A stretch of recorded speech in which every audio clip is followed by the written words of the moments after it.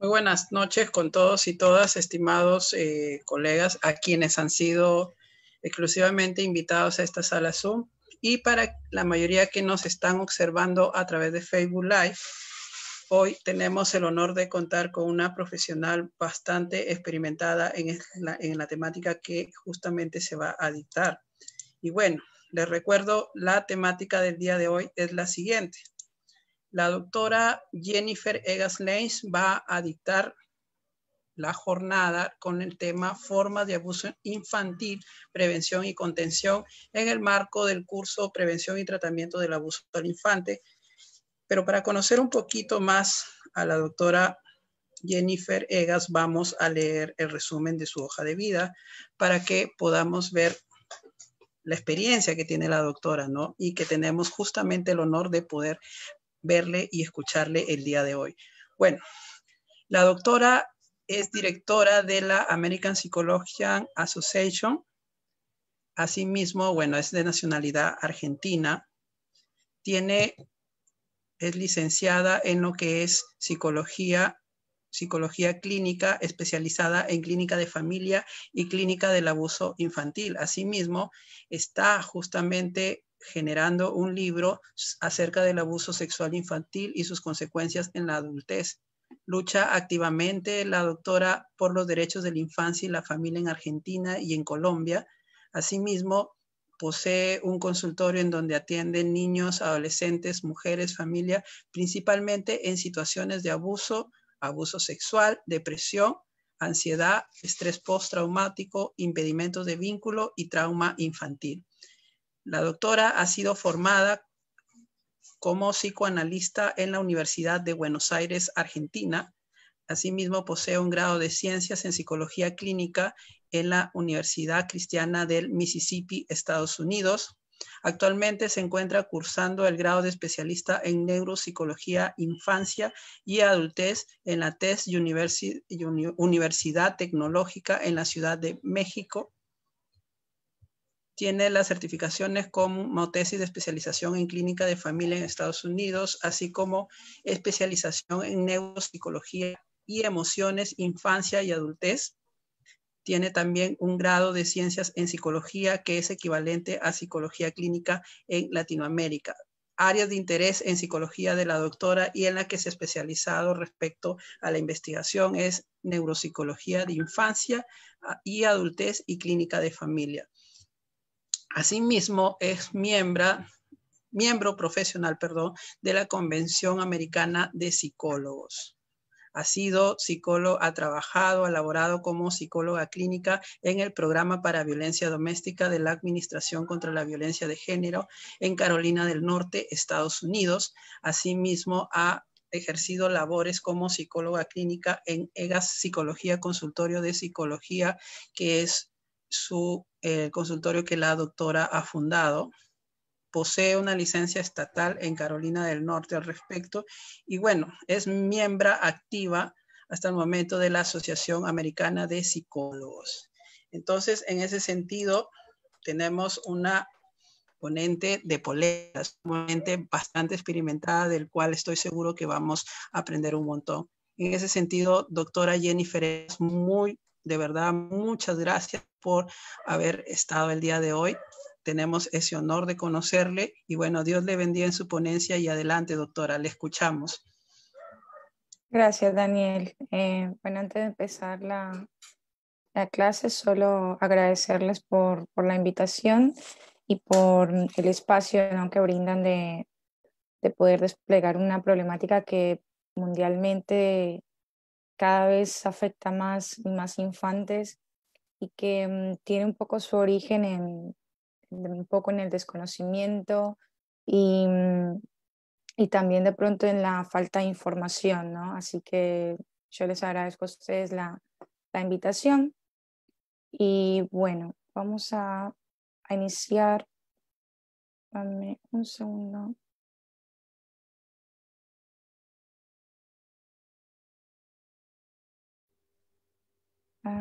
Vamos a arrancar. Bueno, voy a compartir primero lo que es la definición de abuso infantil, como para que tengamos un poco de contexto de lo que vamos a hablar.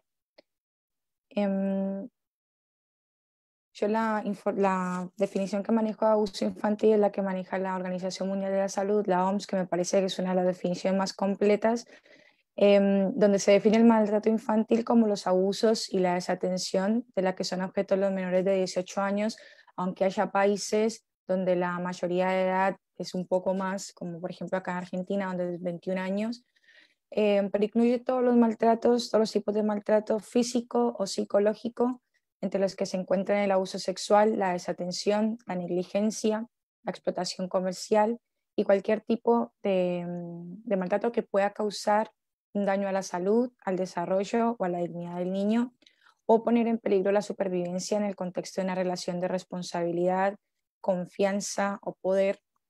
La exposición a la violencia de pareja, hoy por hoy, se incluye también entre las formas de abuso infantil. El maltrato infantil es una causa de sufrimiento para los niños y las familias, ¿sí? Y puede tener consecuencias a largo plazo. El maltrato causa estrés, se asocia a trastornos del desarrollo cerebral temprano y los casos extremos de estrés pueden alterar el desarrollo de los sistemas nerviosos y del desarrollo inmune, y hay investigaciones hoy por hoy que dan cuenta de esto.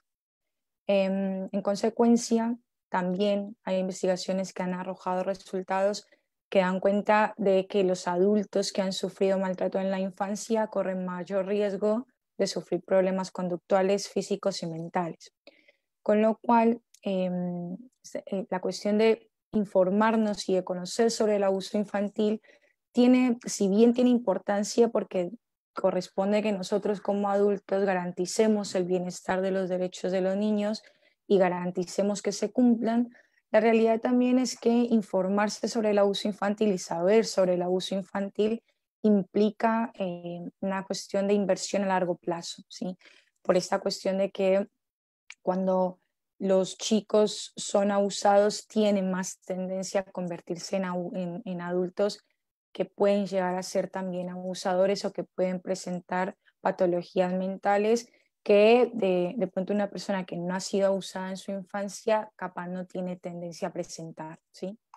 Esto pueden mirarlo en estudios de neuropsicología, que hay muchos estudios que muestran tanto de la Universidad de Boston como de la Universidad de Cambridge que dan cuenta de todos esos estudios que les estoy hablando, ¿sí? Hay diferentes formas de abuso infantil. Nosotros hoy por hoy tenemos reconocidas en la clínica alrededor de 19 formas de abuso infantil. Yo no voy a abordarlas todas hoy, pero sí voy a abordar las más comunes y quizá las que en este momento se están presentando más en el escenario mundial. Si bien voy a tener en cuenta las formas de abuso que se presentan en Latinoamérica, también hay formas de abuso que se presentan en continentes como África o como Asia, pero que las voy a tratar porque si bien se presentan en esos continentes como forma, disfrazados en formas legales, la realidad es que acá en Latinoamérica, de forma como un poco de tradición, también se consideran abuso infantil y quizá porque como está instalado en la sociedad y en la cultura, nosotros es como que no nos damos cuenta de que de que eso es una forma de abuso infantil, ¿no? Entonces, voy a hablar de aproximadamente 12 formas de abuso infantil de las 19 que hoy en día están reconocidas en la clínica infantil, ¿sí? Primero les voy a explicar que hay formas clásicas de abuso infantil y formas nuevas de abuso infantil, formas contemporáneas de abuso infantil que se han ido desplegando precisamente por el avance de la tecnología. Entonces voy a tratar de abordar ambos grupos en esas formas de abuso, ¿sí? Las formas clásicas de abuso infantil representan el abuso físico, el abuso emocional, el abuso sexual infantil, del que voy a hablar un poco más en profundidad porque hoy por hoy es uno de los negocios más lucrativos en el mundo y es de hecho una de las causas por las que yo trabajo activamente, entonces voy a hablar un poco más de eso. Está la negligencia o el abandono, el maltrato, el matrimonio infantil y el bullying o el acoso escolar. Esas como formas clásicas de abuso infantil. Después tenemos las formas contemporáneas, que son el grooming, el abuso virtual o el ciberacoso, la negligencia sexual y los niños afectados por la relación parental conflictiva, que si bien esto es algo que ha formado parte de cierta forma en la tradición latinoamericana, ha empezado a ganar más terreno en los últimos años porque se empiezan a ver cada vez más y más casos en los que los divorcios conflictivos empiezan a usar a los chicos como caballito de guerra, ¿no? Entonces, está agarrando mucha fuerza esta problemática y por eso ya se empieza a considerar también como una forma de maltrato infantil la relación parental conflictiva que incluye el divorcio conflictivo, ¿sí? Entonces vamos a desarrollar un poco más cada una de las formas de abuso. En principio está el abuso físico, que incluyen los golpes, las sacudidas, los empujones, quemaduras, cualquier tipo de abuso que cause daño físico a los niños, ¿sí? Después tenemos el abuso emocional, que es una de las formas de abuso infantil que más se utilizan hoy por hoy, que más se ven en las familias, sobre todo en Latinoamérica. Em, Porque el abuso emocional viene se presenta como en muchas formas y muchas veces de pronto como adultos no nos damos cuenta de que estamos siendo perpetradores de un tipo de abuso, ¿no? Y el abuso emocional además es muy difícil de identificar, ¿no? Es difícil de identificar tanto en las señales que deja como en la forma en que se ejerce. Entonces hay muchos tipos de abuso emocional, ¿vale? Transmitir al niño que no vale la pena, transmitir al niño que no se lo quiere, transmitirle al niño que es una carga, que esto suele ser como un comentario muy frecuente, ¿no? A veces de los padres, esta cuestión de yo trabajo todo el día para darte todo, ¿no? Em, yo hice un esfuerzo para que estés bien, hago un esfuerzo para que estés cómodo y esta es la forma en que me pagas, ¿sí? eh, Todos esos mensajes que hacen sentir al chico como que representa una carga, ¿no? Para los padres. Esos son formas de abuso, ¿vale? Limitar al niño en exceso, ¿sí? Evitar al niño la interacción social, por ejemplo, también es una forma de abuso infantil, que esto a veces es como muy, como que tiene sus triquiñuelas, ¿no? Porque a veces los padres dicen, bueno, pero si no cuido a mi nene, lo que sea que le pueda pasar es culpa mía, ¿no? Y entonces es como que no hay un límite o no hay una línea en donde se dibuje esta cuestión de, bueno, ¿hasta dónde tengo que limitar a mi hijo? ¿Hasta dónde tengo que cuidarlo, ¿no? Y a veces el exceso de cuidado, el exceso de sobreprotección implica también una forma de abuso emocional, ¿no? Porque no permite que el chico despliegue sus capacidades tanto sociales como emocionales fuera del contexto familiar que tampoco resulta sano, ¿no? Porque el chico necesita de un contexto diferente al contexto familiar para desenvolverse emocionalmente, ¿sí? Entonces, hablando de esta particularidad de esta crianza que es tan sobreprotectora, ¿no? Y que a veces cuida tanto del nene, hay hay como un tipo, ¿no? de nombre que se le da a este tipo de crianza, que es la crianza helicóptero, ¿sí? Y la crianza helicóptero en los últimos años se viene convirtiendo también en una forma de abuso precisamente por esta cuestión de no permitir que el chico despliegue las capacidades emocionales o las capacidades sociales que debería estar desarrollando en determinada época de su desarrollo evolutivo. Entonces, esta crianza helicóptero implica esa cuestión de estar constantemente pendiente de los chicos, en dónde estás, qué estás haciendo, mandando mensajes, ¿no? Toda esta cuestión que a veces se vuelve un poco paranoide, ¿no? Implica la crianza helicóptero y está considerada una forma de abuso infantil. Eh,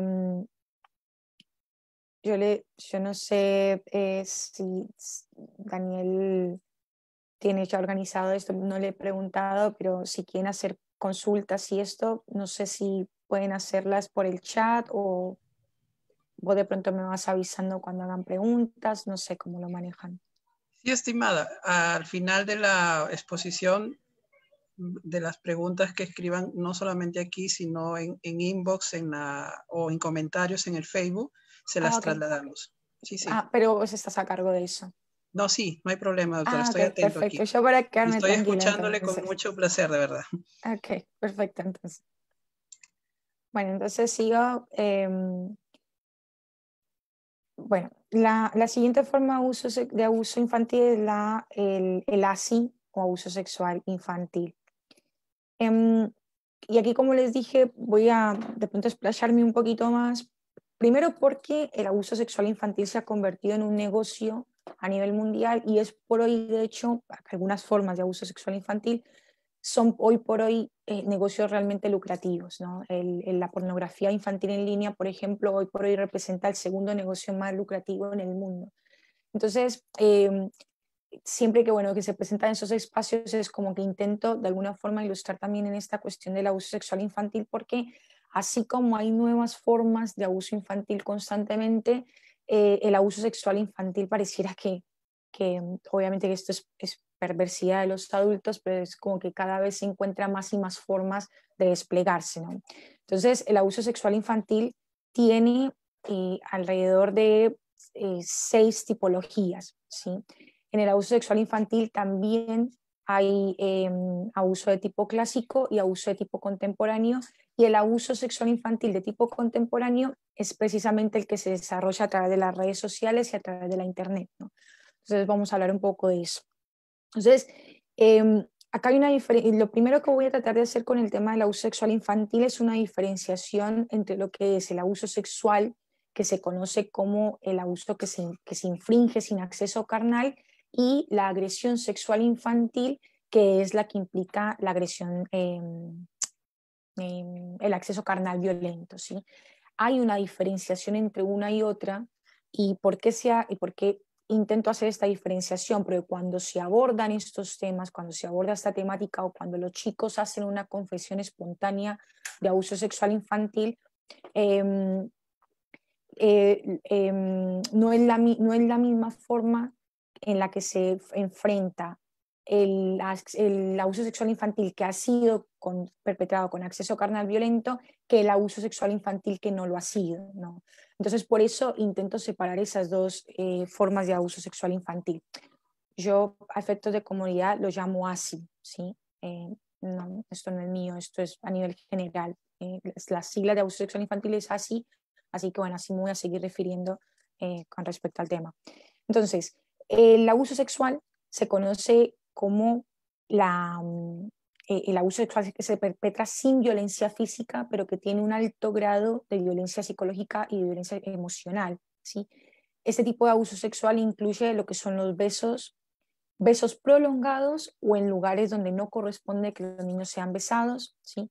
Caricias por encima y por debajo de la ropa, incluye la masturbación también, o sea, masturbar al chico o pedir al chico que masturbe al adulto. Y todos estos ejercicios son los que conforman lo que es el abuso sexual, que, como les dije cuando arranqué, es el que se produce sin acceso carnal. Ese tipo de abuso sexual infantil no implica violencia física. Entonces, identificar el abuso sexual infantil sin acceso carnal, que se conoce como abuso sexual infantil simplemente, es muy difícil, ¿sí? Yo más adelante voy a hablarles un poco del tema de las señales y demás, pero sí me gustaría que esto quede claro, ¿no? Que esta diferenciación entre abuso sexual y agresión sexual infantil, una de las diferenciaciones que tiene, una de las cosas que las aparta, es precisamente las señales, porque las señales físicas en el caso del abuso sexual no están presentes, precisamente porque no hay violencia física, ¿sí? La violencia que se ejerce en este tipo de abuso sexual es una violencia que es más psicológica y emocional, ¿sí? Después tenemos la agresión sexual infantil, que esta es la que implica el acceso carnal violento y de ella que deja señales físicas porque se produce con una alta dosis de violencia física. Y si bien la agresión sexual infantil se produce en gran medida, sobre todo acá en Latinoamérica, la realidad es que en el 92% de los casos, cuando hay casos de ASI, la modalidad en la que más se ejerce es en la de abuso sexual, ¿sí? O sea, sin acceso carnal violento, ¿vale? Después tenemos el exhibicionismo, que implica exponer a los niños a ver o reproducir material fotográfico o videográfico de contenido sexual. Aquí es importante que tengamos claro que exponer a los chicos, ¿sí? O involucrarlos en actividades donde tengan que reproducir material pornográfico o material de contenido sexual implica una forma de uso sexual infantil que es el exhibicionismo, ¿vale? Después tenemos la explotación sexual infantil, que como les decía cuando inicié, es un negocio que hoy por hoy es muy lucrativo y implica involucrar a los niños en cualquier tipo de actividad sexual con fines comerciales.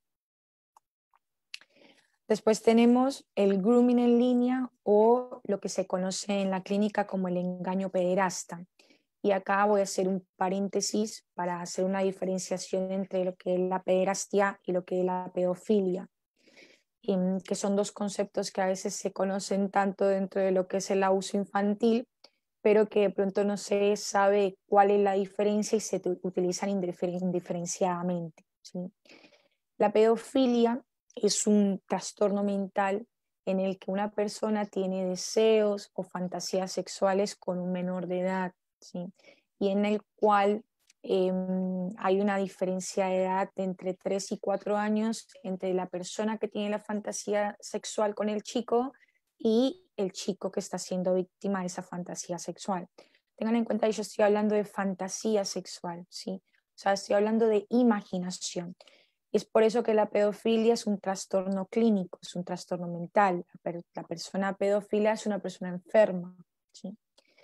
Y el pedófilo no siempre actúa sobre su deseo sexual. ¿Qué quiere decir esto? Que el pedófilo no necesariamente ejerce su deseo sexual sobre un chico, ¿vale? O sea, el pedófilo no necesariamente se convierte en un agresor sexual, ¿vale? Diferente al pederasta. El pederasta, que no es una persona enferma, es una persona que consciente de que lo que está haciendo está mal, decide ejercer sobre su deseo sexual. Entonces el pederasta, además de tener fantasías sexuales con infantes y de tener deseos sexuales sobre los chicos, actúa sobre ese deseo. ¿Por qué el pederasta no es un enfermo? Porque el pederasta es consciente de que lo que está haciendo está mal, diferente del pedófilo. El pedófilo no lo sabe. El pedófilo no sabe que lo que está imaginando, que las fantasías que está teniendo son negativas, que no son buenas, que son enfermas, ¿sí? Por eso se le considera un enfermo. El pederasta, en uso de sus habilidades, decide de manera deliberada ejercer su deseo sexual sobre los chicos. Entonces, en este sentido, el pederasta y el pedófilo son diferentes. Y en términos generales, el pedófilo no es siempre un pederasta, pero el pederasta siempre es un pedófilo, ¿sí? Entonces, ¿por qué se hacen las diferenciaciones? Se hacen primero para cuando se trate a los chicos que han tenido un episodio de confesión espontánea de un abuso sexual, porque cuando se presenta la denuncia, cuando se hace la denuncia, no es lo mismo hablar del perfil de un pedófilo que hablar del perfil de un pederasta, ¿sí? Entonces, por eso siempre se intenta que quede claro el tema de que son perfiles completamente diferentes, que uno corresponde a un perfil clínico de patología mental y el otro pertenece al perfil de una persona que simplemente no le importa, ¿sí? Entonces, el engaño pederasta son las conductas y las acciones emprendidas por un adulto a través del Internet para entablar un vínculo y ejercer control emocional sobre un menor de forma constante, ¿sí? Con el fin de obtener material de contenido sexual por parte del menor. Y la técnica de grooming de lo que habla es en línea, lo que habla es de hacerse pasar por un menor de edad para poder entablar amistad con ese otro menor de edad. Entonces, el pederasta o el engaño pederasta intenta hacerse pasar por otro chico para hacerse amigo del chico del que más adelante va a convertir en víctima. Y una vez que se hace amigo, intenta averiguar sobre su familia, intenta averiguar sobre su estado emocional, intenta averiguar sobre cuál es la situación social del chico, si es un chico que tiene amigos o no tiene amigos, si es un chico que tiene problemas en la casa o que se lleva bien con sus padres. Entonces, el pederasta intenta, a través de esta amistad que él dibuja, haciéndose pasar por otro menor de edad, intenta saber cuál es la situación emocional de ese otro menor que está del otro lado de la pantalla, ¿no? con la intención de obtener más adelante con el material de contenido sexual, porque una vez que establece este grooming, ¿sí? Que logra conseguir la confianza y ganarse el afecto del chico en el otro lado, bueno, el pederasta empieza a pedir material de contenido sexual cada vez más subido de tono, ¿no? Entonces, eso corresponde al grooming en línea o al engaño pederasta. Tengan en cuenta que se habla de grooming en línea porque hay otro tipo de abuso infantil, que no tiene que ver con el abuso sexual infantil y que también se llama grooming, ¿sí? Pero es un tipo de grooming que se hace de manera física. Entonces es diferente del grooming en línea, porque en el grooming en línea la técnica que más se utiliza es esta que les comento, donde el adulto se hace pasar por un chico para entablar una amistad. Obviamente que si el chico ve a la persona, si están en un encuentro presencial, pues el adulto no va a poder hacerse pasar por un chico, ¿no? Entonces por eso hay una diferenciación entre lo que es el grooming normal, el grooming como abuso infantil y el grooming en línea como engaño pederasta, ¿sí? Después tenemos el ciberabuso sexual infantil, que es como el paso siguiente del grooming en línea, del engaño pederasta, ¿no? Entonces una vez que el adulto ya logró concretar una amistad con ese niño, que ya logró conocerlo un poco, que ya sabe en qué situación emocional se encuentra, bueno, el pederasta procede a empezar a pedir material sexual. Entonces, en principio, le pide fotos con la ropa puesta, son solamente fotos de cuerpo completo, o le pide fotos de la cara. Más adelante le va a pedir que muestre un poco más las piernas. Si es una niña, le va a pedir que muestre los pechos. Y así de a poco van entrando en lo que es la solicitud de material sexual. ¿Qué pasa con el ciberabuso sexual infantil? Que una vez el pederasta tiene acceso a fotografías de alto contenido sexual o que son fotografías subidas de tono, va a empezar a sobornar a los chicos. Va a empezar a decir a los chicos, bueno, si no me pasan material con más contenido sexual o material más subido de tono, entonces yo voy a poner esto en las redes y todo el mundo se va a enterar de lo que sos y todo el mundo se va a enterar de lo que estás mostrando, de lo que estás haciendo y tus padres te van a ver. Entonces empieza el chantaje emocional de los chicos. Esto está incluido en lo que es el ciberabuso sexual infantil, porque obviamente los chicos al verse acorralados, al verse amenazados por ese adulto, van a empezar a mandar material con más contenido sexual o material más subido de tono. Entonces, una vez el adulto ha logrado ganar la confianza del chico y esté accedido a enviar material de índole sexual, el pederasta empieza a extorsionarlo para tener un encuentro personal con el chico, ¿sí? Obviamente que el ciberabuso sexual infantil es el estadio previo. En muchos casos, no en la mayoría, pero en muchos casos, los pederastas que acceden a los chicos sexualmente de manera virtual intentan concretar encuentros personales y muchas de las veces lo consiguen, ¿no? Precisamente a través del chantaje emocional. Entonces, tengamos en cuenta que esta cuestión del grooming en línea, si bien puede quedarse en una cuestión virtual, la realidad es que pederasta, la persona que está buscando tener relaciones con los chicos, siempre va a tener la tendencia a encontrarse físicamente, personalmente con el chico, ¿sí?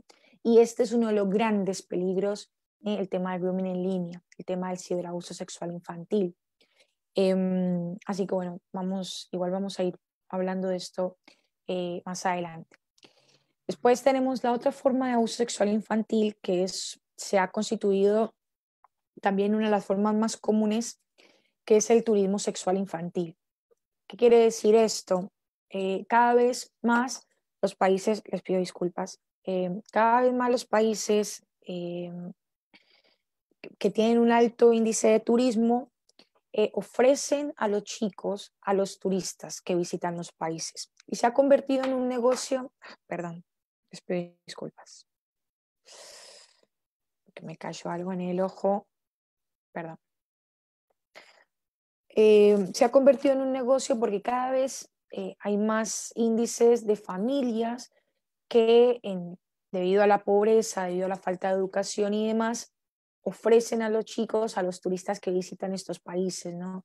El turismo sexual infantil hoy por hoy en Latinoamérica tiene muchísima fuerza en países como Costa Rica, como Colombia, países como Venezuela. Les pido disculpas si no me, ay, no sé, me cayó en el ojo. Y países de Latinoamérica que tienen alto índice de turismo, ¿no? Entonces vienen turistas de países como Estados Unidos, como Canadá, como Australia, y vienen con el objetivo de hacer turismo sexual infantil. O sea, llegan a la ciudad y a cambio de regalo, a cambio de dinero o a cambio de cualquier beneficio, la familia les presta, por decir de cierta forma, a los chicos para que pasen un día con ese adulto o para que pasen una semana con ese adulto, y obviamente que el adulto abusa sexualmente de los chicos cuando están con ellos. Implica el uso de menores que son ofrecidos para la satisfacción sexual de los turistas que ofrecen dinero, regalos o beneficios a cambio de tener sexo con el menor, ¿sí? Entonces esto es el turismo sexual infantil, ¿sí? Esas son las formas de abuso sexual infantil. Voy a seguir hablando de las formas de abuso infantil como tal. Entonces, la siguiente forma de abuso infantil es la negligencia o el abandono. La negligencia infantil es la forma más frecuente que nosotros tenemos hoy por hoy de maltrato infantil, sobre todo en Latinoamérica, y es la más difícil de evaluar y de tratar, ¿sí? Constituye hasta el 50% de las muertes por maltrato en niños. La negligencia ocurre cuando el cuidador no cubre las necesidades básicas de un niño, ¿no? Al suministrarle alimento, refugio, ropa, atención médica, educación, supervisión y cuidado, ¿sí? Además, la falta produce un deterioro de la salud y del desarrollo del niño, ¿no? A ver, en la negligencia, eh, lo que constituye el abuso infantil como tal en la negligencia, si bien todos estos abandonos constituyen una forma de abuso que forman parte del abuso emocional, lo que hace la negligencia una forma tan crítica de abuso infantil es precisamente el índice de mortalidad al que lleva a los infantes, ¿sí? Porque este abandono de los chicos, de cubrir las necesidades básicas de los chicos, sobre todo necesidades de salud y necesidades de alimentos, eh, es una de las causas más grandes que hoy tenemos hoy por hoy de mortalidad en la infancia, ¿sí? Entonces, niños menores de 3 años que fallecen o que presentan retrasos en el desarrollo madurativo, en el desarrollo neurológico por esta negligencia, ¿no? Entonces, por eso la negligencia se constituye una forma de abuso infantil eh, tan crítica hoy por hoy, ¿sí? Y no es una cuestión que se presente solo en Latinoamérica, obviamente. Nosotros, ya ustedes se imaginarán, ¿no? Hay continentes como África, como Asia, que presentan índices de negligencia altísimos, pero en lo que a nosotros nos corresponde, bueno, que en Latinoamérica los índices de mortalidad de infantes debido a la negligencia son muy altos. Hoy por hoy exceden el 75% de la población de la infancia menor de 5 años, ¿sí? Y por último tenemos el matrimonio infantil. Esa es una de las formas de las que les decían en su momento que, eh, que de pronto se presenta de manera legal en otros países y que de pronto, porque acá en Latinoamérica de pronto hace un poco parte como de la tradición de la crianza latinoamericana, es como que no lo vemos, ¿no? Y, pero constituye una forma de abuso infantil que también se desarrolla acá en Latinoamérica. El matrimonio infantil implica las prácticas de matrimonio entre niñas menores de edad, a menudo entre 8 y 14 años, con adultos, ¿sí? Esta práctica se produce más en países como Nigeria, Sudán, Mozambique, Bangladesh, pero en Latinoamérica su práctica es también una problemática social, ¿sí? El matrimonio infantil es una práctica tradicional que se lleva a cabo en numerosos países y que supone una grave violación de los derechos de los niños y las niñas porque impide la libertad física de la persona, así como su capacidad de decidir su futuro por sí mismo. ¿Por qué yo hablo de que el matrimonio infantil se constituye como una problemática social en Latinoamérica? Yo no sé cuál sea la situación en Perú realmente, pero en países como Colombia, por ejemplo, el matrimonio infantil, si bien no se da de la forma en que se da en países como en Asia o en África, en Colombia, por ejemplo, las chicas a los 16 o 17 años ya de alguna forma están siendo influenciadas por las familias para que consigan un marido, para que consigan un marido con dinero, sobre todo esto, ¿no? Para que consigan una pareja con dinero, sobre todo con el desarrollo del narcotráfico, se presenta esta cuestión de que las mismas familias intentan que las chicas sean atractivas para ofrecerlas a narcotraficantes. Entonces, el matrimonio infantil, si bien produce una barbarie por esta cuestión de en países como Bangladesh, como Mozambique, las chicas son casadas a los 9 años, a los 10 años, con hombres muy adultos, pues acá en Latinoamérica también tenemos esas prácticas, sino que están más, perdón, están más escondidas dentro de la sociedad, están como más perpetradas dentro de la sociedad como cuestiones de tradición, ¿sí? Entonces no está mal que la chica de 16 o 15 años quiera buscar a una persona adinerada o que se quiera casar con un narcotraficante, no está mal que la familia avale esto. Entonces, de cierta forma, se convierte en un problema social porque es la misma sociedad la que avala esto, ¿no? Porque no vemos a la sociedad rechazándolo, no vemos a la sociedad diciendo aquí hay algo que no corresponde, que hay algo que no está funcionando, ¿sí? Una chica de 15 años es una chica de 15 años, ¿sí? Y sin embargo está siendo influenciada por la familia para que se case, para que busque una pareja, para que se organice económicamente con alguien que tenga dinero. Em, Desde ya que una de las causas del matrimonio infantil es la pobreza, pero, pero no es una justificación, ¿sí? Y bueno, no, no es una justificación y constituye una forma de abuso infantil, ¿sí? El bullying o el acoso escolar, que es también una forma de abuso infantil que se perpetra a diario y que es, a ver, si bien el bullying existe desde hace tiempo, la realidad es que el bullying ha ganado mucho más campo gracias al desarrollo de las tecnologías, ¿no? El bullying se está convirtiendo en un problema realmente serio en la clínica adolescente y en la clínica infantil, porque las redes sociales hacen que la humillación para ese chico sea literalmente insufrible, ¿no? Que se produzca en un evento angustiante para los chicos. Entonces el acoso escolar hoy por hoy no es el mismo acoso escolar que de pronto padecíamos nosotros 20 años atrás, ¿no? Los chicos hoy por hoy, debido a las redes sociales, eh, experimentan el acoso escolar de una forma muy diferente a como la experimentamos nosotros cuando éramos chicos, y esto genera, y no solo genera, sino que ha sido la causa de los altos índices de suicidio que cada año se presentan cada vez más en los países latinoamericanos y cada vez a edades más tempranas, ¿sí? Nosotros en los últimos estudios de hace aproximadamente 6 meses hemos tenido ya casos de depresiones clínicas y ansiedad clínica en niños de 10 años, ¿sí? Entonces, el acoso escolar o el bullying que los niños viven hoy por hoy, o los preadolescentes o los adolescentes, no es el mismo bullying o acoso escolar que vivíamos nosotros cuando éramos chicos. ¿Y por qué yo hago esta aclaración siempre?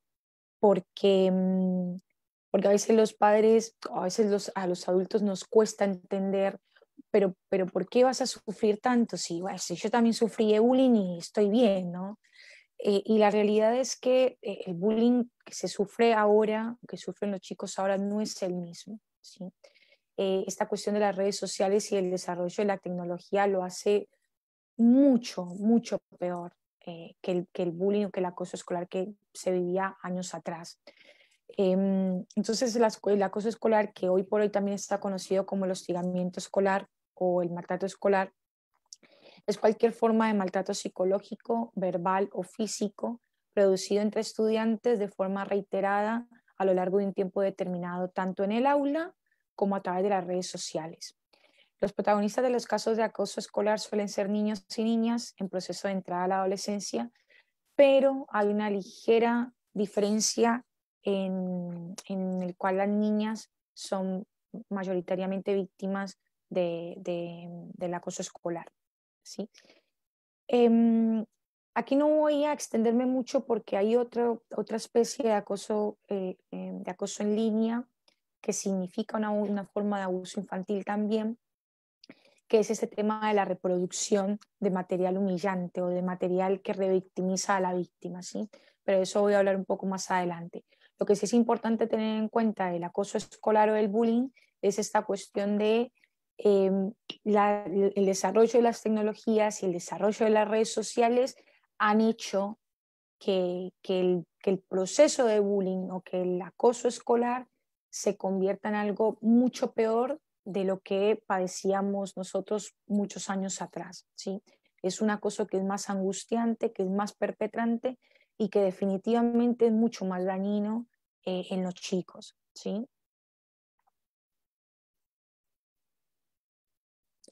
Después tenemos el grooming, como les había dicho anteriormente, es diferente del grooming en línea o del engaño pederasta.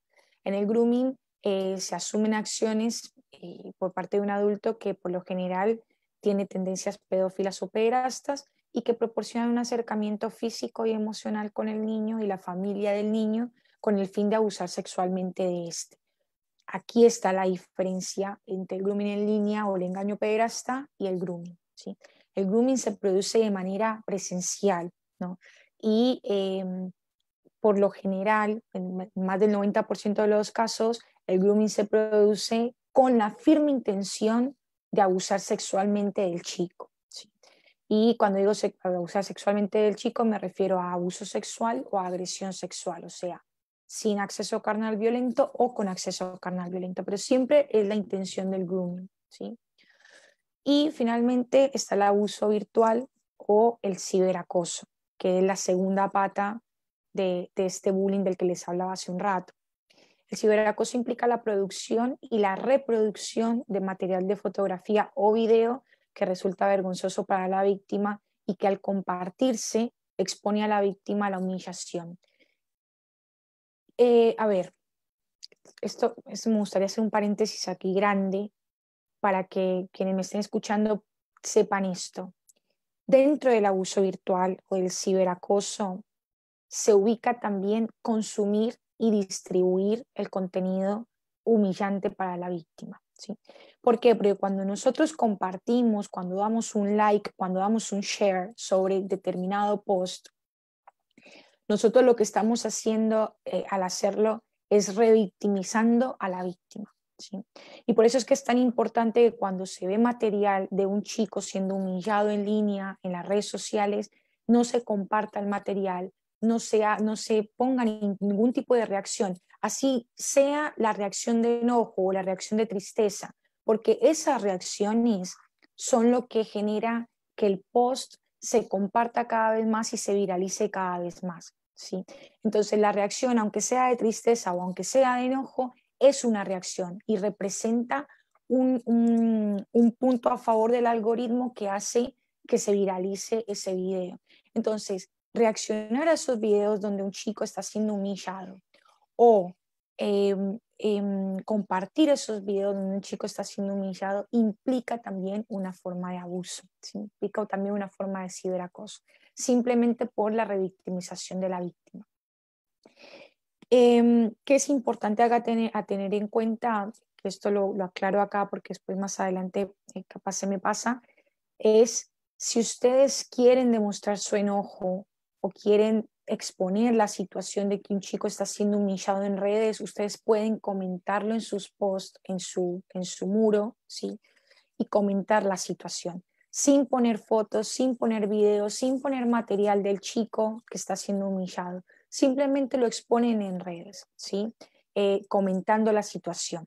Y al hacerlo pueden expresar su enojo o expresar su disgusto o su rechazo a ese video o a ese contenido que está siendo viralizado y ayudan también a que la víctima reciba menos shares o menos, ¿cómo se le dice? Menos,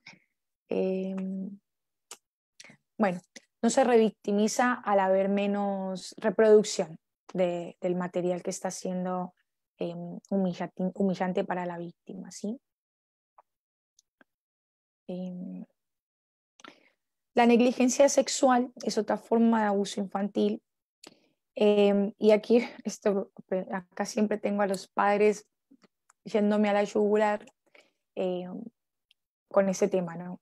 La negligencia infantil, la negligencia sexual infantil implica no tomar los recaudos o las precauciones necesarias para incurrir en actos sexuales sabiendo que hay menores de edad alrededor, ¿sí? Y sí, padres, sí, los adultos que estén viendo esta charla, sí, cuando ustedes tienen relaciones sexuales en el otro cuarto y saben que el chico está ahí y no están tomando los recaudos necesarios para tener el coito, la relación sexual, esto implica una forma de abuso infantil. Porque de la misma forma en que para el chico representa un evento traumático ser forzado o ser expuesto a material pornográfico o a material de contenido sexual, pues el efecto en el cerebro es básicamente el mismo si tiene que ver a los padres por alguna razón teniendo intimidad o si tiene que escucharlos, ¿sí? Entonces, no tomar los recaudos necesarios para tener una relación sexual cuando se sabe que hay un chico alrededor implica negligencia sexual infantil y implica una forma de abuso infantil, ¿sí? Y finalmente están los niños afectados por la relación parental conflictiva, que implica también el divorcio conflictivo, ¿no? Y las parejas que están siempre discutiendo, los matrimonios que terminan en divorcios agresivos, conflictivos, donde el menor se vuelve un caballito de guerra, es también una forma de abuso infantil, que cada vez está ganando más terreno en Latinoamérica porque obviamente los juzgados de familia en muchos casos no prestan atención a los reclamos de los padres de familia. Cuando digo padres de familia me refiero a padres y madres que están exponiendo al chico a un divorcio conflictivo, ¿no? Entonces hay casos de falsas denuncias, casos de alienación parental que cada vez van ganando más terreno y, en el cual, a ver, se constituye una forma de abuso infantil porque, como siempre, las únicas víctimas y las únicas personas que tienen consecuencias negativas de esas acciones violentas y agresivas de los adultos son los chicos. Entonces, los niños afectados por la relación parental conflictiva o por divorcios conflictivos se convierten hoy en día en niños abusados.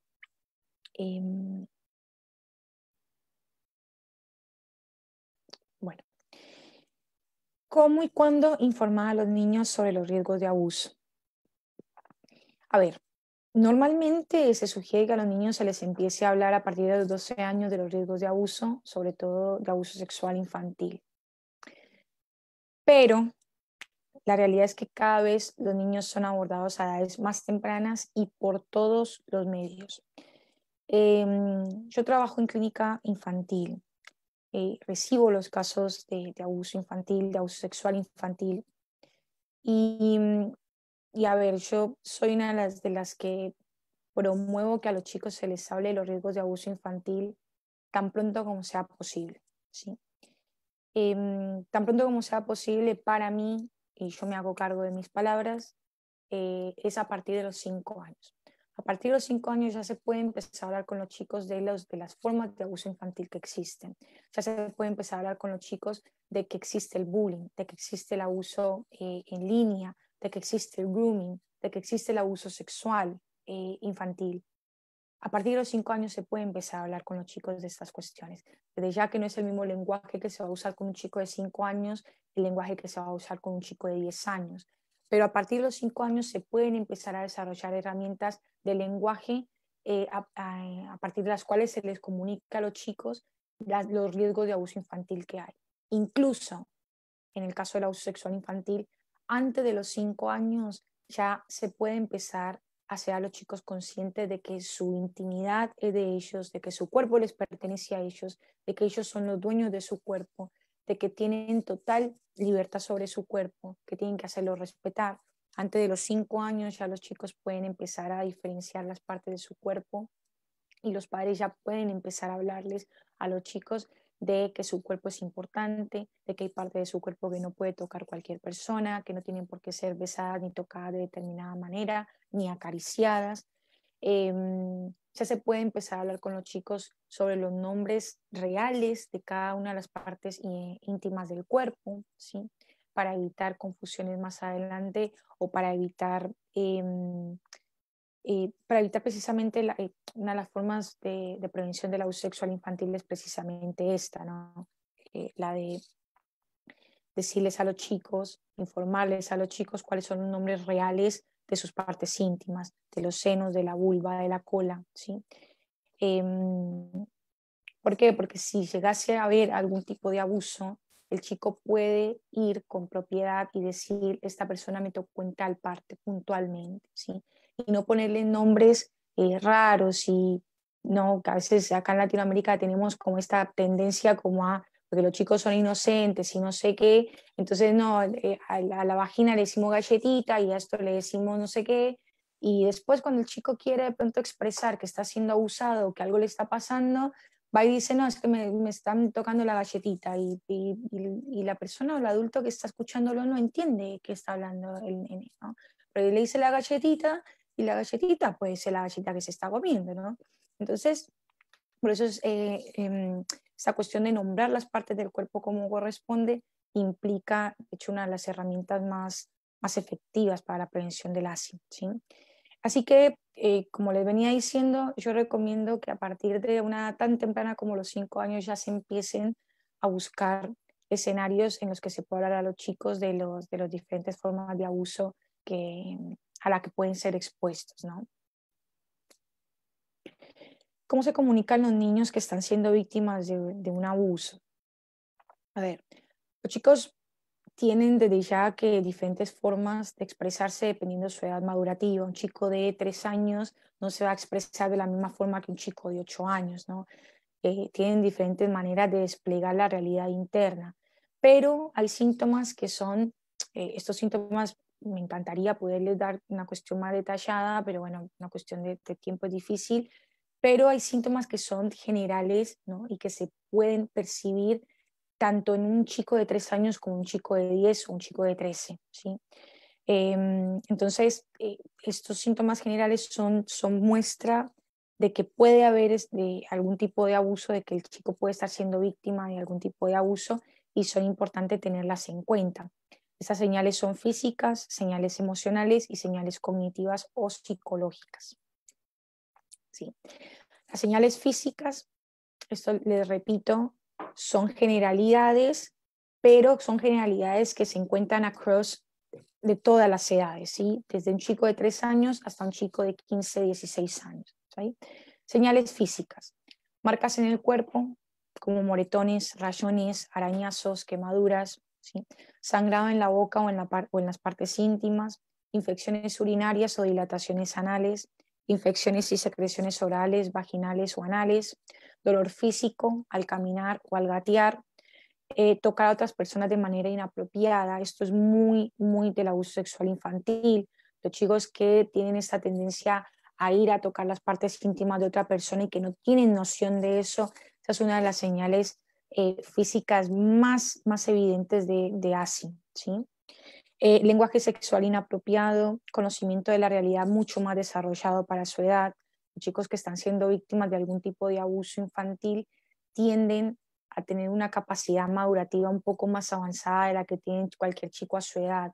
Entonces, estos chicos tienen una noción de realidad diferente, ¿no? Como un poco más elaborada. Y esto no quiere decir que solo por esto el chico está siendo abusado. No, tengamos en cuenta que estos son señales. Se tiene que cumplir un cierto número de señales y un cierto patrón de comportamientos como para poder aducir que el chico está siendo víctima de abuso. Pero si se presta atención a estas señales y en mi caso particular, eso yo lo aconsejo mucho, si se ve que por lo menos 3 o más de cada uno de los grupos de señales se están presentando en el chico, yo sugiero hablar con un terapeuta, porque en la mayoría de los casos, cuando hay más de 3 señales de cada uno de los grupos, es porque el chico efectivamente está siendo víctima de algún tipo de abuso, ¿sí? Los cambios en la higiene personal y, esto es importantísimo, la aparición de regalos por parte de una persona mayor. Los chicos que de alguna forma están siendo, por ejemplo, expuestos al grooming, son chicos que de la nada empiezan a llegar a la casa con regalos, con obsequios, ¿no? Con dinero, con ropa, con todos estos regalos, ¿no? Que aparecen de, ¿y quién te dio esto? ¿No? Un amigo. Bueno, a eso hay que prestarle mucha atención, porque eso constituye una de las señales de abuso infantil, ¿sí? Obviamente del grooming, del ciberacoso, del abuso sexual infantil, ¿no? Las señales emocionales incluyen la agresividad, el retraimiento social, el rechazo a abrazar o a ser abrazado, los cambios en el humor, la depresión o la ansiedad. Esto es importantísimo en las señales emocionales. Yo siempre intento que cuando hablo de esto, siempre se tengan por lo menos 3 señales de cada uno de los grupos, que es lo que les decía. Pero en las señales emocionales, cuando aparece depresión o ansiedad en un chico menor de 12 años, por ejemplo, eh, es una red flag, una señal de alerta muy grande, porque el chico que tiene un cuadro clínico de depresión o ansiedad antes de los 12 años, al menos en la experiencia clínica, casi en el 95% de los casos son chicos que están siendo víctimas de algún tipo de abuso, ¿sí? Así que hay que prestar mucha atención en la depresión o en la ansiedad que se pueda presentar, ¿no? El bajo rendimiento académico, no realizar tareas o ausentarse de clase, los sentimientos de inferioridad, que esto se da mucho en el bullying, sobre todo con las chicas que están siendo expuestas a bullying o acoso escolar, tienden a presentar muchos sentimientos de inferioridad, ¿no? Esta cuestión de la autoestima negativa, ¿no? Y en el caso de los niños menores, la forma en que tratan a los objetos transicionales, ¿sí? Más adelante voy a hablar de los objetos transicionales, pero bueno, tengan eso ahí en cuenta como para poderlo ver más adelante, ¿sí? Y las señales psicológicas o cognitivas, se encuentran las pesadillas, las regresiones, ¿no?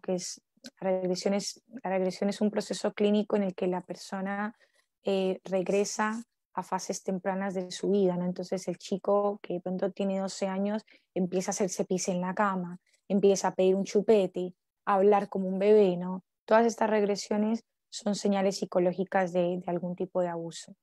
Los cambios significativos en la manera de jugar, la curiosidad por el sexo, el temor constante. Los chicos que son víctimas de abuso tienden a presentar temor de todo, ¿no? De cualquier persona que conocen, de cualquier persona que entra nueva a la casa, a la familia. Tienen temor de socializar, ¿no?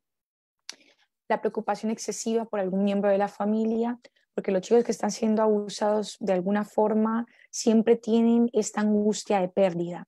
Y al tener esta angustia de pérdida están con esta sensación constante de que algo va a pasar, de que algo le va a pasar a algún miembro de la familia, de que tienen que estar pendientes de ese miembro de la familia, ¿no? Siempre están con esta preocupación excesiva, ¿sí? Y las mutilaciones o las autolesiones, que incluyen quemarse, cortarse o golpearse, ¿sí? Entonces, ¿cómo identificar las señales de abuso infantil? Hablaba de los objetos transicionales hace un rato. A ver, los objetos transicionales son todos estos juguetes, objetos que los chicos usan para transitar de una etapa a la otra, para poder dejar en esos objetos la ansiedad que les genera el proceso de transición, ¿no? Eso es un concepto que es acuñado por un psicoanalista inglés que se llama Donald Winnicott, y que de alguna forma trató de desarrollar esta teoría para explicar cómo los chicos usaban estos juguetes o estos objetos para alivianar un poco la angustia que les representaba la separación con la madre, ¿no? Bueno, con el tiempo estos objetos transicionales empezaron a adquirir mayor y mayor importancia en los procesos de crianza de los chicos, y se empezaban a convertir también en elementos de análisis de comportamiento de los chicos que estaban siendo abusados, que están siendo abusados. De hecho, es una de las formas que yo más utilizo en terapia para poder diferenciar si hay un caso de abuso, ¿sí? Entonces, ¿cómo se utilizan los objetos transicionales? Bueno, la mantita, por lo general, los chicos, los objetos transicionales son un juguete que el chico no lo deja, que a donde sea que vayan tienen que llevar ese juguete, una mantita, un chupete, ¿sí? Bueno, una muñeca, ¿no? La forma en que los chicos tratan esos objetos transicionales dice mucho de la realidad interna de los chicos. Entonces, si los chicos están siendo víctimas de algún tipo de abuso, por lo general hay un cambio en ese trato de los objetos transicionales. Entonces, por ejemplo, de repente empiezan a patearlos, a ensuciarlos, a tirarlos, a golpearlos, ¿no? Empiezan a dejar tirada la mantita con la que todo el tiempo estaban. Todos esos cambios abruptos de comportamiento hacia el objeto transicional implican una forma de prevención, implica una forma de señal de que puede estar habiendo algún tipo de abuso, ¿no? Entonces, la manipulación del objeto de transición, la observación directa y el análisis diario de cómo ese objeto está siendo tratado, de cómo ese objeto se ha ido transformando en el juego, son indicadores muy efectivos de que puede haber algún tipo de abuso, ¿sí? Entonces, para resumir un poco el tema de las señales, los niños desde 4 meses y hasta 2 años hay que prestar atención a las señales físicas y a los objetos transicionales. Los niños de 3 a 7 años hay que prestar atención a las señales físicas, al juego simbólico, al diálogo y a las señales emocionales. Los niños de los 7 a los 11 años hay que prestar atención a las señales físicas, al diálogo y a las señales emocionales y psicológicas. Y en los preadolescentes y adolescentes hay que prestar atención en las señales físicas, emocionales y psicológicas. ¿Por qué en los adolescentes y preadolescentes enfocarse solo en eso y no en el diálogo o en otras formas de señales? Porque con los adolescentes es difícil hablar, es difícil el diálogo verbal, la comunicación verbal. Entonces, es importante prestar atención a estas cuestiones para poder saber si el adolescente está siendo, o el preadolescente está siendo víctima de cualquier tipo de abuso, ¿sí? Bueno, una vez que de pronto hay sospechas de que el chico está siendo abusado o está siendo víctima de algún tipo de abuso, es importante poder responder acorde a esas señales, ¿no? Entonces yo recomiendo que se eviten respuestas exageradas, estas respuestas dramáticas cuando de pronto los adultos nos enteramos que el chico está siendo víctima de bullying o que está siendo víctima de algún tipo de abuso sexual, ¿no? Que tenemos esta cuestión de pero ¿por qué? Pero ¿por qué te pasa esto? Y, ¿no? Y este drama, ¿no? Que a veces forma tanta parte, ¿no? de la personalidad latinoamericana, bueno, evitar esas reacciones exageradas, ¿sí?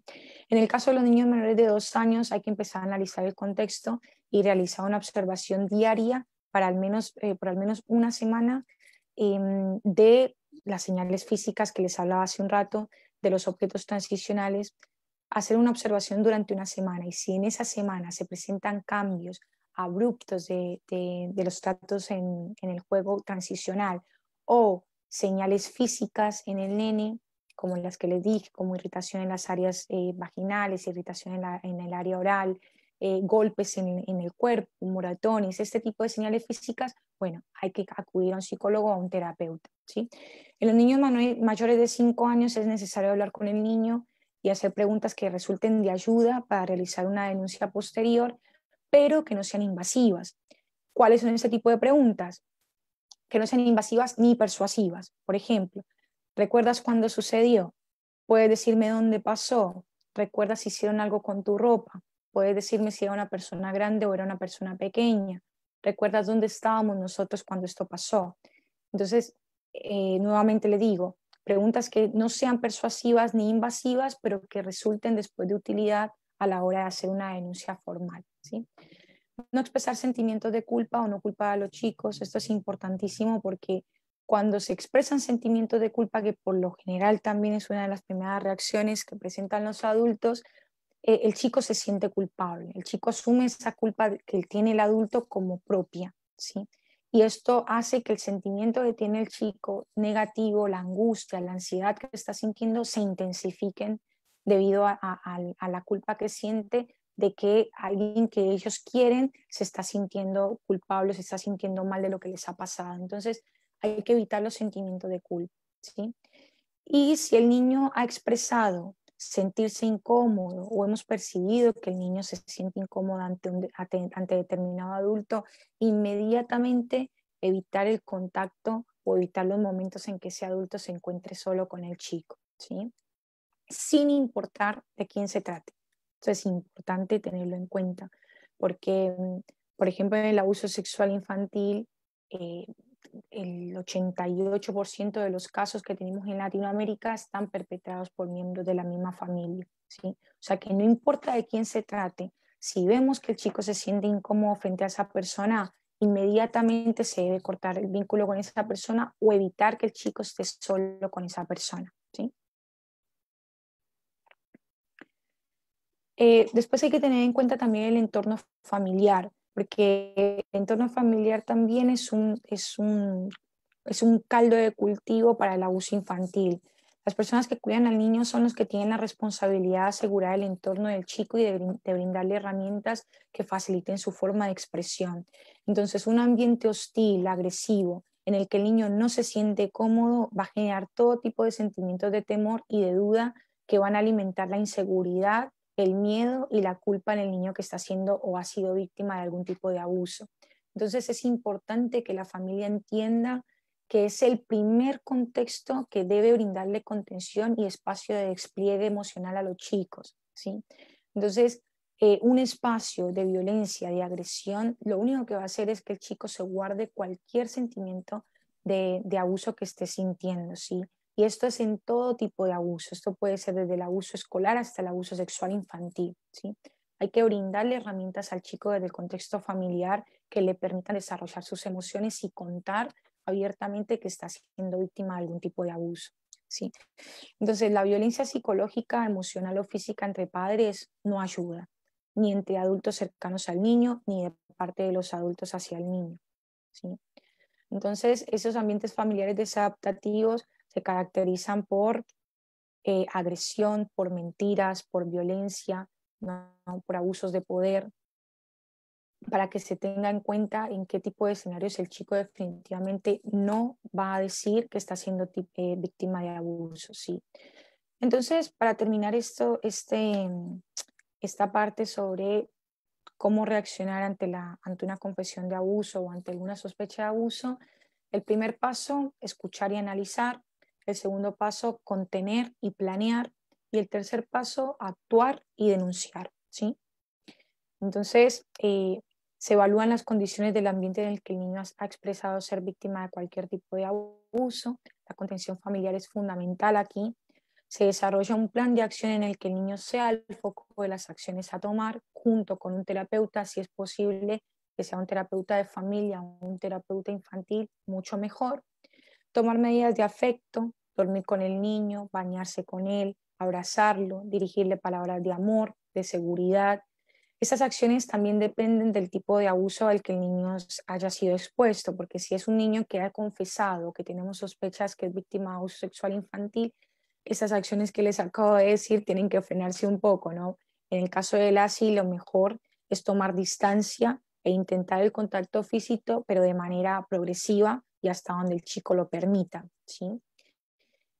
Contactar a un psicólogo infantil o de familia preferiblemente, como les decía, y denunciar, ¿sí? Y bueno, ya para terminar, que ya bueno, se hizo un poco larga la clase, por último, solo un par de cuestiones para que se tengan en cuenta y que siempre las comento a las personas que me escuchan, es que los niños tienen muchas herramientas para mostrarnos su realidad interna, ¿sí? Solo requieren de un poco de atención y análisis para ser comprendidas. Otra cosa es que tomar notas sobre el comportamiento de los hijos no es paranoia, analizar el comportamiento de los hijos no es paranoia, como me dicen a veces muchos padres, ¿no? Es de hecho una muestra de amor, sobre todo en tiempos como los de hoy, es una muestra de amor tomarnos el tiempo de analizar el comportamiento de los chicos. Disculpas que otra vez tengo algo en el ojo, ¿sí? Después hay otra cuestión y es que todos podemos ser un poco psicólogos para los amigos, ¿no? Para escuchar los problemas de todo el mundo, Así que yo siempre motivo a los padres y a los adultos a que seamos también un poco psicólogos con nuestros chicos, ¿no? Y finalmente, si un niño confiesa que está siendo víctima de abuso, que está siendo abusado de alguna manera, hay que escucharlo con atención y darle credibilidad a las palabras de los chicos, ¿sí? Porque en más del 95% de los casos, cuando un chico está confesando ser víctima de algún tipo de abuso, en más del 95% de los casos, los niños no mienten, ¿sí? Así que bueno, esa es toda la clase. Si quieren de pronto hacer preguntas ahora. Estimada doctora, estaba escuchando muy atento su ponencia, pues, y obviamente el tema es bastante amplio, ¿no? Es Sí, bastante amplio, uf. Incluso hasta por ahí estuve averiguando, investigando en las redes, en sí, internet, el tema como que incluso hasta maestrías, diplomados, cursos de especialización se hacen con el tema, ¿no? O sea, es imposible tocarlo claro. en una sola sesión, y Ujú, menos aún tal con el cual. tiempo en contra. Y en ese sentido le agradecemos de verdad porque ha tenido esa profesionalidad de poder sintetizar a ver, estamos en más o menos 58 minutos de exposición, algo que tranquilamente se hace pues en 5 o 6 meses, ¿no? De Claro. verdad que mis felicitaciones, doctora, por esa capacidad que tiene, y de repente no sé si comprometerla aquí en público a una segunda sesión, pero bueno, yo creo que es cuestión de coordinar internamente, ¿verdad? Ujú, Sí, doctora, tenemos un par de preguntas, me permito trasladárselas en este momento. sí. La primera pregunta es, Octavio Santiago hace la siguiente pregunta. ¿Cuáles son los síntomas por medio de la observación para darnos cuenta si un niño es abusado sexualmente? A ver, como les había comentado cuando les dije lo de la diferenciación de las edades, el tema del tema de las sí es muy difícil porque las señales son muy diferentes dependiendo de la edad de los chicos. Cuando son chicos menores de 5 años, las señales físicas son casi que indudables. ¿Sí? De hecho, yo motivo siempre a los padres a que cuando haya señales físicas, prestarles atención en los menores de 5 años. ¿Qué señales? Irritaciones en las áreas vaginales o en el área anal, irritaciones en el área oral, irritaciones o producción de algún tipo de fluido, ¿sí? En el área oral, repito, en los menores de 5 años, ¿sí? Algún tipo de dificultad para gatear o para caminar, ¿sí? Em, y secreciones, sea de la boca, sea del ano o sean secreciones vaginales, ¿sí? Las señales físicas son cruciales en los chicos menores de 5 años. Ya después, en los chicos entre 5 y 10 años, las señales emocionales y psicológicas son muy importantes, ¿no? Entonces, las pesadillas, por ejemplo, yo estoy especializada en abuso sexual infantil y las pesadillas a mí me resultan una de las herramientas más evidentes de abuso sexual infantil en los chicos de entre 6 años y 11, 12 años. Y las pesadillas son pesadillas que se hacen constantes, son pesadillas que se les llama pesadillas de terror o pesadillas de angustia, en las que los chicos se levantan realmente angustiados, ¿no? Con falta de aire. O sea, hay toda una cuestión biológica en respuesta a esa pesadilla que genera una respuesta de ansiedad y una respuesta de angustia. Entonces, esas cuestiones emocionales hay que prestarles atención en edades entre 5 y 11 o 12 años, ¿no? Las pesadillas, los cambios abruptos de humor, la depresión y la ansiedad. Si los chicos que se funden en una depresión muy grande cuando son menores de 12 años, por lo general están siendo víctimas de algún tipo de abuso crónico. Y dentro del abuso crónico se encuentra el abuso sexual infantil. Entonces, la depresión y la ansiedad son también una de esas que yo llamo red flags, ¿no? Esas banderas que son a las que hay que prestar atención, que yo en lo particular, a mí no me gusta ser exagerada con esto, pero si bien yo les dije que hay tres grupos de señales, las señales físicas, las emocionales y las cognitivas, y por lo general lo que yo aconsejo a los padres, al menos cuando se inicia un proceso de sospecha, es que haya por lo menos 3 de esos síntomas de cada uno de esos grupos, ¿no? Para poder tener una sospecha de abuso sexual infantil. La realidad es que, al menos en ciertos casos, yo motivo a los padres a que presten atención. Y la depresión y la ansiedad son uno de esos casos. Un chico de entre 6 años y 12 años que presente cuadros de depresión o de ansiedad, y en mi experiencia hay una alta probabilidad de que haya sido víctima o esté siendo víctima de abuso sexual infantil. Así que bueno, ya que hay más señales y demás, pero como les dije, se diferencia mucho por las edades, por la etapa madurativa, por la etapa cognitiva, pero en general esas son como las señales a las que yo siempre presto atención y bueno, trato de que los padres también presten atención, ¿no? Bastante interesante tener en cuenta esta óptica de parte de la psicología para, para nosotros, por ejemplo, los profesionales, porque no solamente, doctora, le comento, ahí escuchándole y viéndole profesionales de psicología y educación, sino también hay de derecho, abogados escuchándole, y es muy importante saber este tipo de señales porque en los casos penales, donde hay de por medio de delitos de abuso sexual o abuso infantil, es muy necesario tener en cuenta eso. Ojo, eso no reemplaza la pericia o la opinión de un profesional de la psicología. No pretendamos eso, pero sí es bueno conocer esto para poder al menos tener índices o al menos tener indicios de que está existiendo abuso infantil. Y bueno, y para quienes son padres también eso, ¿no? Doctora, una última pregunta, se la traslado. Dice lo siguiente: ¿hay algún tipo de examen escrito que se puede aplicar para darnos cuenta si el niño es abusado sexualmente? A ver, en ese sentido, sí hay para profesionales, ¿sí? O sea, no sé si para el público general haya alguna forma, realmente no creo. Para los profesionales sí tenemos exámenes escritos y tenemos, a ver, cuando se hace pericia psicológica en los casos de abuso sexual infantil, no solo hay exámenes escritos, sino que hay exámenes de entrevista, hay exámenes de dibujo, hay, o sea, de todas las herramientas que se pueda para poder detectar un abuso sexual. En el caso de la escritura, sí, los chicos cuando tratan de, por ejemplo, cuando son motivados a escribir un cuento o a imaginar un cuento, bueno, en esos cuentos por lo general hay muchos elementos que forman parte de los chicos que están siendo abusados sexualmente. Entonces, sí, hay formas de hacer peritaje psicológico a través de la escritura en los chicos. Obviamente que no en todos los chicos, esto es chicos entre 9 años y 14 o 15 años, no mayores de eso. Menores que eso no hay pericias escritas. Sí, pues eso es muy cierto, pero bueno, justamente hace unos 2 días con una compatriota suya, doctora, teníamos una clase sobre grafología y bueno, más o menos recuerdo lo que está diciendo, es bastante parecida a la respuesta que dio la perita grafológica.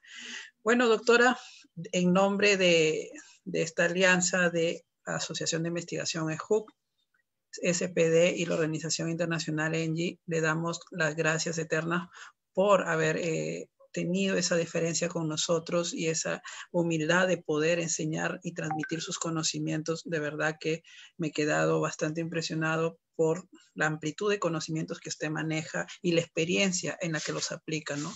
Entonces, desde ya me permite comprometerla públicamente de repente para alguna otra fecha estar con ustedes. No sé si tiene algunas palabras para despedirnos, doctora. No, Daniel, gracias por la invitación. Nuevamente, siempre trato de agradecer esos espacios porque me parece que parte de que se puedan prevenir el abuso infantil y de que, no sé, podamos de cierta forma ser realmente defensores del bienestar de los derechos de los chicos, es precisamente esto, ¿no? Informarnos, ¿no? Yo creo que acá en Latinoamérica una de las cuestiones que nos juega en contra es esta cuestión de no conocer, ¿no? De no, a veces, no sé, estar como en la ignorancia en muchos aspectos y creo que estos espacios como el que vos brindás y como el que se brinda a veces tanto, son importantísimos, ¿no? Para la comunidad, no solo para la comunidad, el público en general, sino también para los profesionales, porque creo que es como la mejor forma que tenemos como para poder desde la empatía, ¿no? Y desde el conocimiento ser defensores de los derechos de la infancia, que al final, bueno, es por lo único que yo me muevo, ¿no? Es lo único que me motiva. Así que gracias por la invitación, gracias por el espacio y gracias por la disposición y la atención que me han brindado. Más bien estamos agradecidos nosotros y bueno, que Dios le bendiga, que tenga buenas noches. Yo sé que en Argentina ya en este momento son las 22:39 y de verdad que muchas gracias por estar hasta esta hora con nosotros. No, Que tenga buenas noches, doctora, que descanse. Gracias, Daniel, igualmente. Estimados quienes estuvieron aquí invitados en esta sala de Zoom, allí hay unos datos si quieren algunos informes o en todo caso si quieren información sobre la fecha de las próximas clases y próximos cursos, estamos a las órdenes. Dios les bendiga y también si pueden escribir ahí para requerir el link de Facebook para que puedan visualizar nuevamente la ponencia de la doctora Jennifer Egas, ahí gustoso les vamos a dar el link, no se preocupen. Que tengan buenas noches y será hasta una nueva oportunidad. Muchas gracias, doctora. Les traslado los comentarios que tenemos acá, tanto en privado como en público. Todos son de felicitaciones. De verdad que están muy agradecidos. Bueno, gracias, Daniel. Entonces, le agradezco mucho y bueno, qué bueno que haya sido de utilidad para todos. Bueno, hasta me luego. retiro entonces. Buenas Que noches. esté bien, Daniel. Hasta luego.